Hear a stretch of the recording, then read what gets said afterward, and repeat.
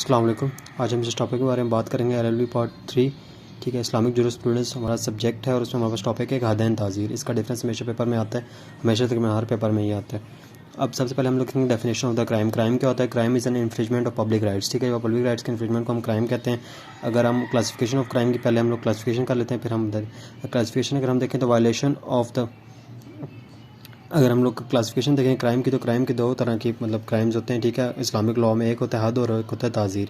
ठीक है, और एक सयासा इसे कहते हैं हम लोग। ठीक है, हद की अगर हम बात करें, हद क्या होता है? वायलेशन ऑफ राइट्स ऑफ अल्लाह। जब हम अल्लाह के राइट्स को वायलेट करते हैं तो उसे हम हद कहते हैं। और ताज़ीर क्या होता है? डिस्क्रिशन ऑफ जज में जो भी मतलब ऑफेंसेस होते हैं, जो ऐसे ऑफेंसेस जिसमें डिस्क्रिशन ऑफ जज होती है, तो वो ताज़ीर के होते हैं। सियासा अगर हम बात करें, क्राइम्स अगेंस्ट द स्टेट, जो ऐसे क्राइम्स जो अगेंस्ट द स्टेट होते हैं और वायलेशन ऑफ द राइट्स होते हैं। ठीक है, तो उसमें सियासा उसे कहते हैं। डेफिनेशन ऑफ द हद की अगर हम बात करें, हद means the punishment ordained by the Holi Quran and सुन्ना। ठीक है, जो पनिशमेंट कुरान और सुन्ना में बता दी गई हैं और जो ऑफेंसेस कुरान एंड सुन्ना में बता दिए गए हैं कि ये ऑफेंसेस हैं और ये उनकी सज़ाएं हैं।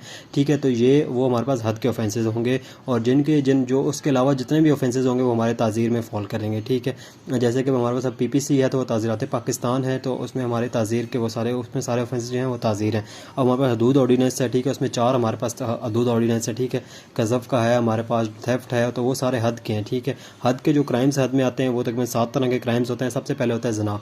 ये ज़ना क्या होता है? अब इसमें हमने बेसिकली पेपर में क्या बताना है, उन्हें प्रूफ बताना है इसका। ज़ना कि ज़ना होता है क्या, ये बताएंगे, उसका प्रूफ बताएंगे, उसकी पनिशमेंट बताएंगे। ठीक है, ये हर इसमें कज़फ़ आ जाएगा आगे, फिर इसमें थेफ्ट आ जाएगा, सारे आ जाएंगे। अब सबसे पहले अगर हम बात करें ज़ना की, it is unlawful sexual intercourse between the male and female. ठीक है, ज़ना क्या होता है? ये एक अनलॉफुल सेक्सुअल इंटरकोर्स होता है कि इसके दरमियान एक मेल और फीमेल जो कि आपस में मैरिड नहीं होते। ठीक है, वो ने हम ये अगर कोई ऐसा काम करते हैं अनलॉफुल इंटरकोर्स करते हैं तो उसे हम लोग ये ज़ना कहेंगे। प्रूफ अगर हम इसके देखें तो सबसे पहले जो विटनेस है वो जो अक्यूज़ बंदे हैं, ठीक है, अगर दोनों ने 4 टाइम्स अगर कर ली है, कन्फेस कर लिया, तो ये उसका प्रूफ हो सकता है। या आप कोई फोर्स एलिजिबल विटनेस होंगे। ठीक है, वो वाले विटनेस जो तज़किया शहूद की रिक्वायरमेंट्स को पूरे करेंगे। अब तज़किया शहूद का क्या होता है? तज़किया शहूद की रिक्वायरमेंट्स हमारे जो कानून शहादत का ऑर्डिनेंस है उसके अंदर मतलब लिखे हुए वहाँ पे। तो तज़किया शहूद में मतलब यही है कि मेजर सिंस उसने ना किए हों, वो अपने मतलब तकवा वाला बंदा हो, कभी उसने झूठी गवाही ना दी हो, तो ये चीज़ें उसमें हैं। तो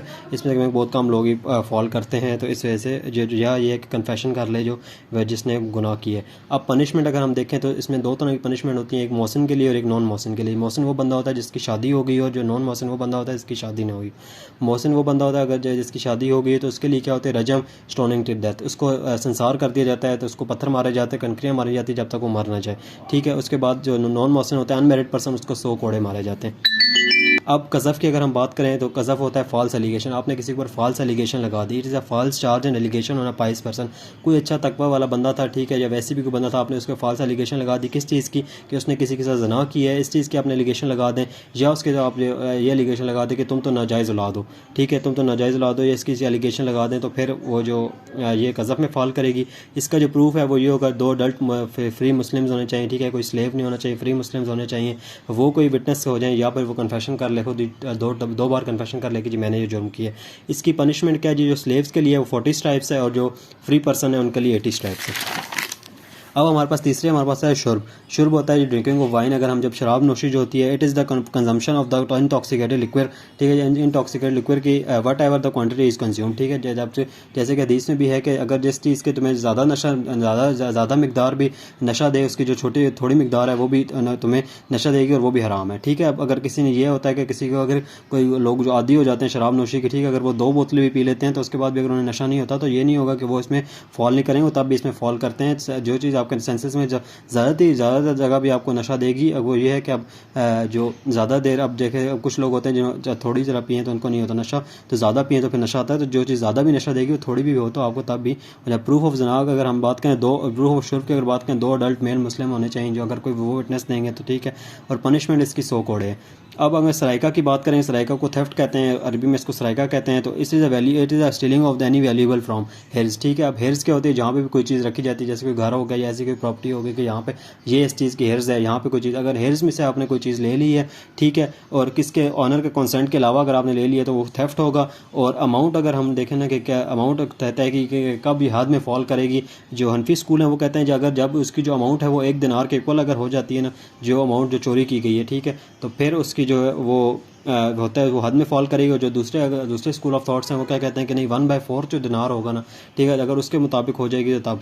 अब इसके अगर हम लोग प्रूफ देखें तो या तो वो बंदा कन्फेशन कर ले या फिर 2 अडल्ट मेल मुस्लिम उसके विटनेस हो जाए, ठीक है, विटनेस के खिलाफ दे दें। अब इसकी पनिशमेंट क्या है? जिस एम्पुटेशन मतलब हाथ काट दिए जाते हैं, पाँव काट दिए, पहले बायां हाथ और बायां हाथ और दायां पाँव, ठीक है, पहले काटा जाता है, ठीक है, पहले बायां हाथ काटा जाता है, ठीक है, फिर अगर बंदा ना छोड़े तो फिर दायां पाँव काटा जाता है, फिर दायां हाथ काटा जाता है और बायां पाँव काटा जाता है, इस तरह क्रॉस में काटे जाते हैं, ठीक है। तो फिर भी अगर वो बंदा ना छोड़े तो फिर उसके बाद तो फिर उसके हो नहीं सकता, इसके बाद लोग छोड़ दीजिए हाथ में, ये इसकी सज़ा।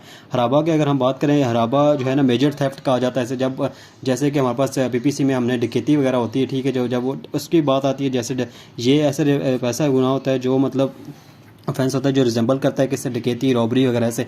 इसका प्रूफ ये होता है कि बंदा कन्फेशन कर ले या 2 अडल्ट मेन मुस्लिम हो सकते हैं, ठीक है। इसकी पनिशमेंट क्या है कि depend nature of the case के ऊपर डिपेंड करती है कि कितने मतलब जितना स्वेयर होगा उतनी स्वेयर पनिशमेंट होगी। अपोस्टेसी की अगर हम बात करें तो ये होता है कन्वर्सेशन होती है एक मतलब अब इस्लाम से अगर कोई बंदा किसी और मज़हब में अगर ट्रांसफ़र हो जाता है, ठीक है, अपना फेथ चेंज कर अपना रिलीजन चेंज कर लेता है तो वो मुर्तद हो जाता है, तो उसको अपोस्टेसी कहते हैं। इसकी पनिशमेंट जो है ना, अगर जो मर्द होता है उसके लिए डेथ पेनल्टी है और जो वुमेन है उसके लिए फिजिकल पनिशमेंट है, उसको फिजिकल पनिशमेंट। रिबेलियन वो लोग होते हैं जो ये भी कुछ स्कूल ऑफ थॉट से कहते हैं कि हद में फॉल करता है। ये होता है कि डिसोबीडियंस, अगर आप बागी हो जाएं, ठीक है, अपनी स्टेट के खिलाफ आप बागी हो जाएं तो तब आपको ये हद में, इसमें इसकी जो सज़ा है वो डेथ पेनल्टी है।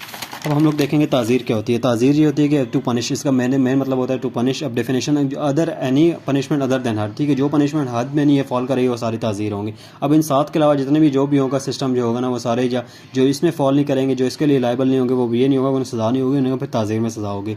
रिफॉर्मेशन ऑफ द ऑफेंडर, ठीक है, ये इसका ऑब्जेक्टिव ये है कि रिफॉर्मेशन कर दिया जाए ऑफेंडर की, ठीक है। और इसके जैसे थ्योरीज ऑफ पनिशमेंट हमने चीज़ें पढ़ी थी। प्रिवेंशन ऑफ क्राइम होना चाहिए क्राइम को रोकने के लिए।